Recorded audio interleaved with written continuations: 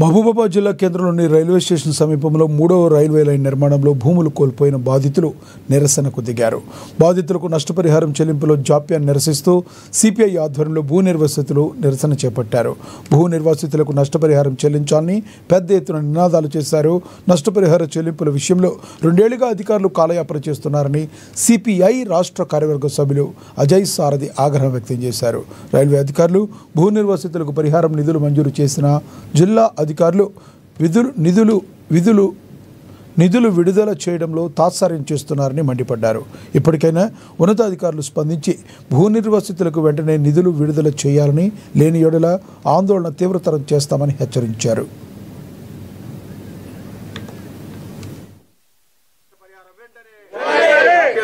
ఇల్లు కోల్పోయిన వారికి నష్టపరిహారం వెంటనే చెల్లించాలి. ఇల్లు కోల్పోయిన వారికి నష్టపరిహారం వెంటనే. మహబూబాబాద్ జిల్లా కేంద్రంలోని కొరివి గేట్ సమీపంలో 3వ రైల్వే లైన్ నిర్మాణ సందర్భంగా 2023 ఫిబ్రవరి 1వ తారీఖు రోజున ఈ ప్రాంతంలో అనేక సంవత్సరాలుగా ఇక్కడ నివాసం ఉంటున్నటువంటి ఈ యొక్క కుటుంబాలందరూ కూడా నోటీసులు ఇవ్వడం జరిగింది. ఆ తర్వాత దీని యొక్క ప్రక్రియ పూర్తయిన తర్వాత ఈ యొక్క భూమి కోల్పోయినటువంటి వాళ్ళందరికీ కూడా ఇక్కడ అందరికీ సంబంధించిన స్థలాలు, అదేవిధంగా ఇండ్లు కూడా కూల్చేసిండ్రు.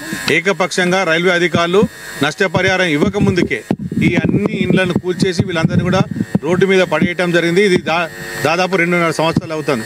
ఈ 2.5 సంవత్సరాల నుంచి అది రైల్వే శాఖ సంబంధించిన అధికారుల దృష్టికి, ఇక్కడ సంబంధించిన రెవెన్యూ, అదేవిధంగా జిల్లా ప్రభుత్వ యంత్రాంగం దృష్టికి వీళ్ళు చెప్పులారుగా తిరిగిన తర్వాత ఎట్టకేళ్లకు వీళ్లకు గత 8 నెలల క్రితము నష్టపరిహారము, అది కూడా గతం లోపల ఈ ప్రాంతంలోనే వీళ్ళందరూ కూడా మరి రైల్వే సంబంధించినటువంటి నిర్మాణ సందర్భంగా పోతే గజానికి 12,500 ఇచ్చిండ్రు, దానికి డబల్ ఇవ్వటం జరుగుతుంది అది లెక్క కట్టి. అదేవిధంగా ఈసారి 12,000 కంటే తక్కువ అంటే 10,000 మాత్రమే రికార్డ్ చేస్తూ దానికి డబ్బులు ఇస్తామని చెప్పి ఆ వచ్చినటువంటి డబ్బులు కూడా కలెక్టరేట్కి సంబంధించిన కార్యాలయం